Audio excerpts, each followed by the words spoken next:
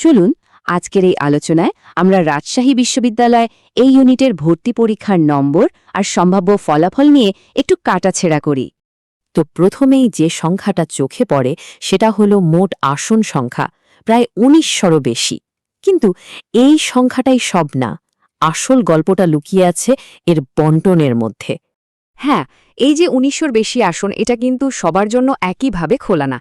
তো চলুন এখন আমরা ভেতরের ছবিটা দেখি, মানে কোন বিভাগের ভাগে ঠিক কতগুলো আসন পড়েছে। আচ্ছা, তাহলে আমাদের আলোচনার প্রথম অংশ হলো আসনের সার্বিক চিত্র। এখানে আমরা একটা বিস্তারিত ব্রেকডাউন দেখব। দেখুন, এখানে পরিষ্কার দেখা যাচ্ছে যে সবচেয়ে বড় অংশটা, প্রায় ১৪২০টার মতো আসন সবার জন্য উন্মুক্ত, মানে যে কোনো বিভাগ থেকেই এখানে আসা যাবে। আর তাই এখানেই কিন্তু আসল লড়াইটা হবে। এর বাইরে মানবিকের জন্য ৪০৯টা, বিজ্ঞানের জন্য ৫০টা আর বাণিজ্যের জন্য ২০টা আসন একদম ফিক্সড করা আছে। এখানে আরেকটা খুব জরুরি ব্যাপার মাথায় রাখতে হবে। এই যে মোট আসন, এটা কিন্তু দুটো আলাদা শিফটে ভাগ হয়ে যাচ্ছে। তার মানে প্রত্যেকটা শিফটে আসন থাকছে প্রায় ৯৫০র মতো। ওকে, এবার আসি আমাদের আলোচনার দ্বিতীয় পর্বে, পাস মার্ক আর কাট অফ মার্ক। এই দুটো শব্দ নিয়ে কিন্তু প্রায় একটা ধোঁয়াশা তৈরি হয়। চলুন ব্যাপারটা একটু সহজ করে বুঝি। ব্যাপারটা খুব সহজ। পাস মার্ক মানে ৪০ পাওয়াটা হলো পরের রাউন্ডে যাওয়ার একটা টিকিট মাত্র, মানে এটা পেলেই শুধু প্র্যাকটিক্যাল পরীক্ষার জন্য যোগ্য হওয়া যাবে। কিন্তু কাট অফ মার্ক হলো ফাইনাল গোল, মানে যে সর্বনিম্ন নম্বরটা পেয়ে একজন পরীক্ষার্থী শেষমেশ একটা সাবজেক্ট পাবে।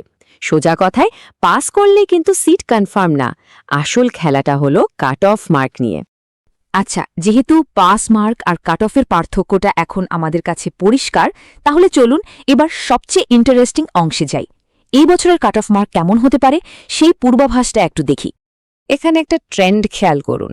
গত বছর কাট অফ ছিল ৬৩.৭৫, তার আগের বছর ৬১, আর এই বছরের পূর্বাভাস কি বলছে?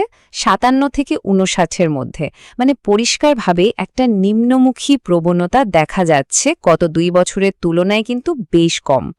তো স্বাভাবিকভাবেই প্রশ্ন আসে, কেন কেন এবার কাট অফ মার্ক এতটা কমার সম্ভাবনা দেখা যাচ্ছে? এর পেছনের মূল যুক্তিটা হলো প্রশ্নের ডিফিকাল্টি লেভেল। এটা একটা সাধারণ হিসাব।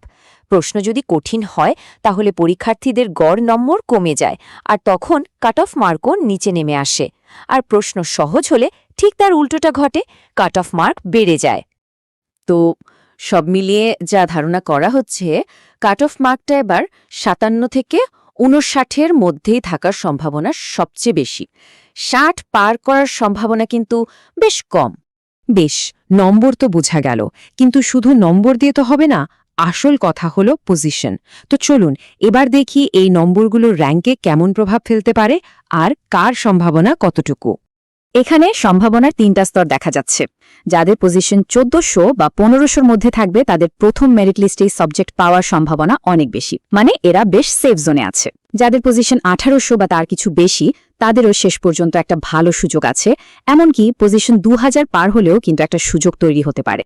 এই ব্যাপারটা একটু খেয়াল করুন। একটা শিফটে সিট কিন্তু ৯৪৮টা, তাই না? কিন্তু মেরিট লিস্টে ডাকা হবে ১৮০০ বা তারও বেশি পজিশন পর্যন্ত। এর মানে হলো যতগুলো সিট আছে তার প্রায় দ্বিগুণ বা তারও বেশি সংখ্যক পরীক্ষার্থীকে ডাকা হবে। এটা কিন্তু একটা বড় আশার কথা। আচ্ছা, আমাদের আলোচনার প্রায় শেষ পর্যায়ে চলে এসেছি। এবার কিছু জরুরি তথ্য, যেগুলো ফলাফলের অপেক্ষায় থাকার সময় মাথায় রাখাটা খুব দরকার। প্রথমত, দুটো শিফটের প্রশ্ন কিন্তু সম্পূর্ণ আলাদা ছিল। দ্বিতীয়ত, প্রত্যেক শিফটের জন্য মেধা তালিকাও হবে আলাদা, মানে এক শিফটের পরীক্ষার্থীর সাথে অন্য শিফটের কোনো প্রতিযোগিতা নেই। আর সবশেষ কথা হলো, রেজাল্ট কবে দেবে তার কিন্তু কোনো অফিসিয়াল তারিখ এখনও জানানো হয়নি। তো সব সংখ্যা আর বিশ্লেষণ তো আমাদের সামনে। এখন এই অপেক্ষার সময়টাতে সেরা কৌশল কি হতে পারে? আশা করি এই পুরো আলোচনাটা একটা পরিষ্কার চিত্র পেতে সাহায্য করেছে। এখন শুধু ধৈর্য ধরে ফলাফলের জন্য অপেক্ষা আর নিজের স্কোর অনুযায়ী পরের ধাপগুলো নিয়ে ভাবা। সবার জন্য অনেক অনেক শুভকামনা।